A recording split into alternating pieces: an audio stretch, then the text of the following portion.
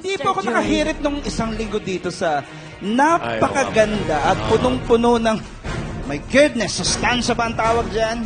Pero ngayon meron na akong kasabihan para sa kayo. Yun, maganda. Ako'y nag-research ng matindi. Pwede ba namin marinig, At Antonieta? ang kasabihan ito aanhin mo ang magandang kasuotan kung ang balat naman ay may kadumihan. Bubay! Madumi! Grabe siya! Madumi. Tumalikod ka para makakita nila ng mga televiewers. Ay, nako, ando na tayo. Alam na nilang lahat yon.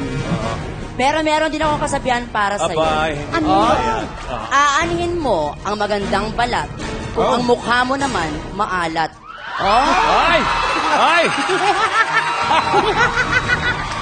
Hala, matindi na matindi po yung mag-aaway nila!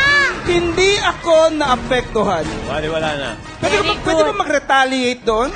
Sige, by all means of transportation. Pick up line naman tayong dalawa. Wow, pick up line.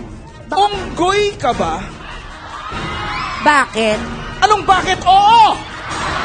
Aba! Grabe siya! Matindi yun. Alam naman wala akong sagot dyan. Pagbigyan na si Bubay. Antonieta, ref ka ba? Oo, ref ako. Bakit? Okay. Bakit? Naghihilo kasi ang ngipin mo. Una natin ang message sa isa't isa, si Bubay at Antonieta. Antonieta, mauna ka muna at mamaya magbibigay ng message sa'yo si Bubay.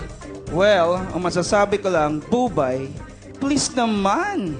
Humabol-habol naman kayo sa points dahil ayaw yan ang mga televiewers.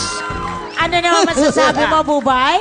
Mag-iiwan na lang ako ng isang kasabihan uli. Na naman? Oo, at kailangan kita dito, Antonieta, dahil napakaganda ditong kasabihang ito. Oh, syempre, O, maganda. sige. O, punta kayo. O, Maganda sige. ako. diba? Ayan, dito ko parang pageant lang. Ayan. Ah, okay. Usap. Ayan. Game. 1, 2, 3, go. Nais ko lang po mag-iwan ng kasabihan na ang hindi marunong lumingon sa pinanggalingan, malamang may tsaka sa likuran.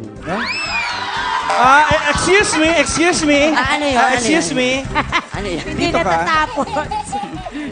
Wala katapusan. Good evening, ladies and gentlemen. I'm from the Philippines. Yeah. And I believe in the saying that, aanhin mo pa ang damo kung siya mismo ang kabayo.